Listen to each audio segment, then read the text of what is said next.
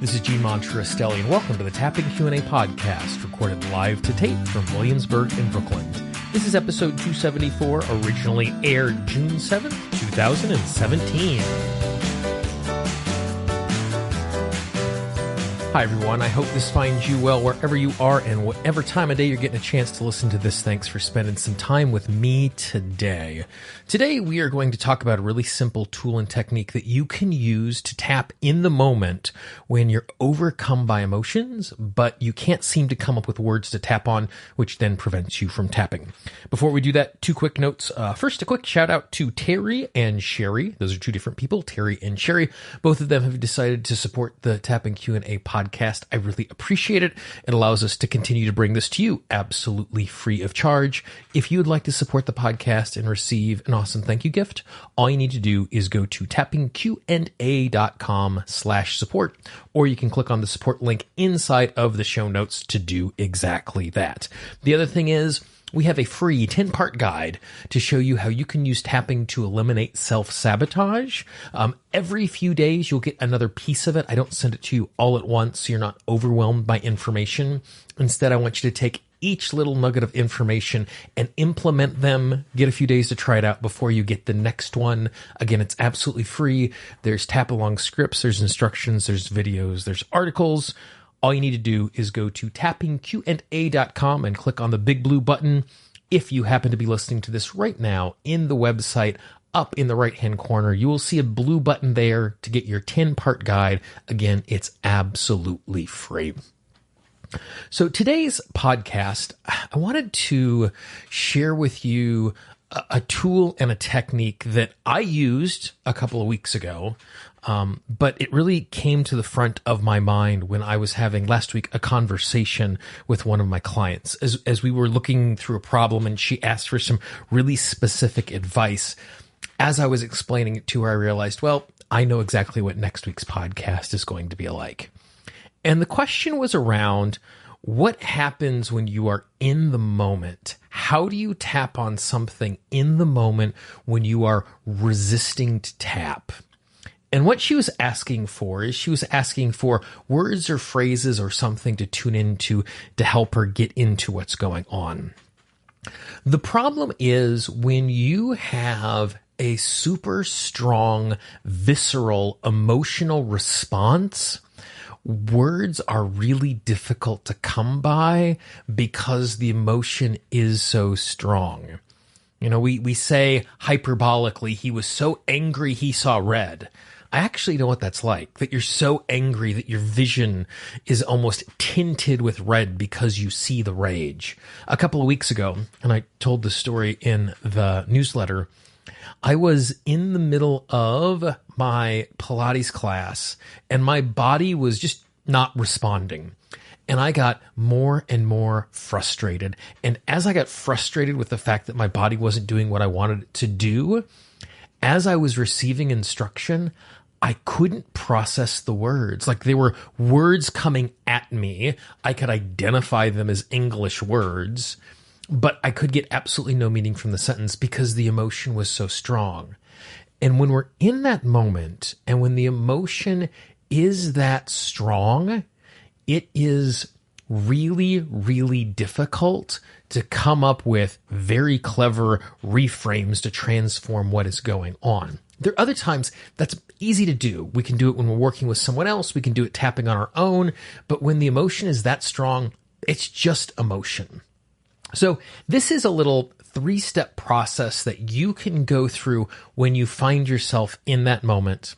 And then when I'm done explaining the process, I'll talk about how you can make it so you actually reach for it in the moment and use it. So the first thing that you do is you just start tapping and you don't stop tapping. So even if as you're trying to execute these 3 steps, you don't do any of them very well, the simple fact that you are tapping is going to make a difference, because the goal when we're tapping is we tune into what is going on and we tap. Well, if you're having a really strong emotional response, you're fully tuned in. When I have a client who's just in tears because of overwhelm or sadness or grief, they're not saying, I feel this grief. They're just tapping. So Just start tapping. And if you don't get the next 3 parts, that's okay. But the more that you tap, the clearer it's going to be. So once you start tapping, step 1 is simply describe what it feels like in your physical body. I can't feel my fingers. My chest is tight. I am crying. I can't think clearly in my brain. It is as if I am numb. I am seeing red. Just describe the physical sensations that you are experiencing. And what you'll find is as you do this, you'll be able to draw a sharper picture, and a sharper picture. Step 2 is start describing the emotions that you're feeling. I feel frustration. I am feeling raged. I am overwhelmed. And talk about what that feels like. And again, as you do this, it's going to come sharper and sharper and sharper. And then the third thing you do is you simply describe what you're thinking. Right now, I can't believe I'm feeling all of these emotions in this moment, which is making it hard for me to do what I am doing. I hate being out of control in this way.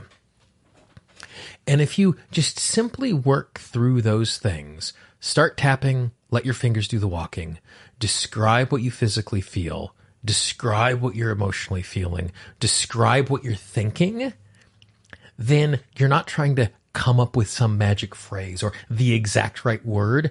You're just saying what is. And even when your emotions are super strong, you should be able to say what is. And by doing that, again, you'll start to feel the charge come down, come down, come down.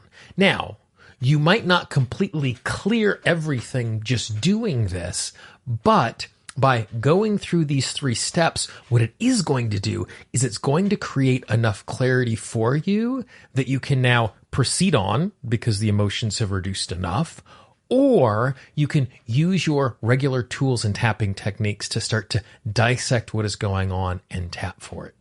So it's really that easy. Just say what is, what's in the body, what's in your emotion, what's in your brain. And if you do that, it's going to create clarity. Now, just because you know a great tool like this does not mean you're actually going to do it.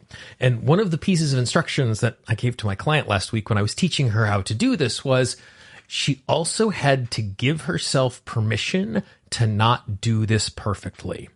Oftentimes, we will pick up a tool or a technique like this, and we will feel, now that we have this technique, we must do it all of the time, or we are failing as a human being because we're not implementing this new tool.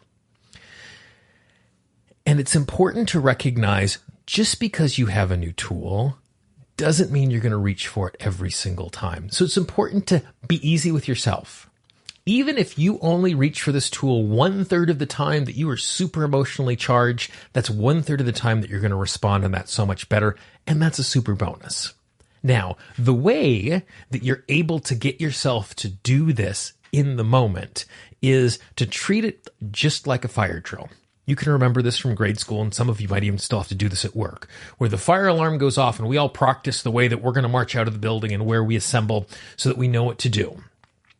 Those work. It's amazing when there is real catastrophe. If people hear the alarm, they do what they're supposed to, things go really, really well. So what you do is in your mind, you do a fire drill. Think of a time recently or the last time that you can remember where you became super overcome with emotions like we're talking about today.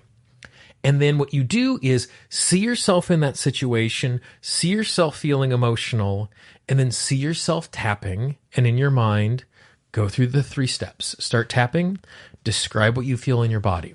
Describe the emotions you feel, describe the thoughts in your head. Don't just say, oh, and now I do the 3 steps. Actually do a little play acting and imagine what that is like. Do that for 2 or 3 instances. And then in your calendar, on your to-do list, for 3 or 4 days from now, schedule in practicing this again, and 3 or 4 days after that, schedule in practicing that again. So that you get a chance to practice today. Do it right now when you're done listening to this audio. Do it 3 or 4 days from now. Do it 3 or 4 days after that. So over the course of the next week, you'll have practiced 3 times. So that when it does come up, you know what to do because you've been there before, and you're much more likely to think about doing it. Now, if you're in a circumstance where an emotion comes up and you don't do this, and at the end of the day, you're sitting around thinking back to what happened, that's another perfect opportunity because you have all of the data of that moment to go, okay, today, this is the thing that happened. This is how it would have played out differently if I would have reached for this tapping tool. And again, play out the scenario, but this time see yourself tapping and doing those 3 steps. If you do this, you're going to be much more likely for reaching for this really simple tool, and you're going to much more likely be able to overcome the emotion in that moment and make choices that you're much happier with because your emotions are proportionate and well-informed. Again, remember, we're never trying to be emotionless. That's not the goal of this, but to make sure that the emotions aren't bigger than they need to be in that particular moment so they're heard loud and clear. So that's it. It's super straightforward. In 10 minutes, I explained it to you. Once you hear this once, you'll have this mastered. Go practice it. Let me know how it goes for you. If you do choose to use this in a moment, let me know if it turned the moment around for you. If it didn't, I love all sorts of feedback. I can always be reached at Gene, Gene, at tappingqna.com. If you're in the website, just click on the contact link. If you're in the Tapping Q&A app, which is available for both Apple and Android devices, just click on the contact link. You can shoot me an email from right inside of the app. You can even leave me a voicemail from inside of the app. I love hearing from people just like you. On the contact page, there's even a place where you can leave me a voice memo. If you don't want to type an email, you can just hit record right there in your web browser and let me know what you are thinking. If you know someone in your life who could use a podcast just like this and you want to pass it along to someone else, it would mean the world to me. Please be our ambassador. These are resources that are just sitting there absolutely free of charge. And the more people who get powerful tools like this into their hand and use it, the better all of our lives are going to be because the people around us are going to be happier, healthier, and be managing their emotions in a healthy way. If you haven't checked out the archive, go to tappingqnapodcast.com, including this episode, bonus episodes, full episodes, 2-part episodes. We're now over 325 podcasts. That's over 125 hours of tapping resources, tap along audios, interviews with some of the best minds in the tapping world. I'd really appreciate it if you go check it out. You might find something that you are looking for. If there's a guest, if there's a topic, it's going to be there in the archive. Again, it's absolutely free of charge. For the Tapping Q&A podcast, this is Gene Montrestelli. I hope you have a great day, and I will talk to you real soon. Bye-bye. The Tapping Q&A podcast is copyright Gene Montrestelli, Tapping Q&A 2016. All views expressed by guests are those of the guests and not necessarily of Gene Montrestelli or Tapping Q&A.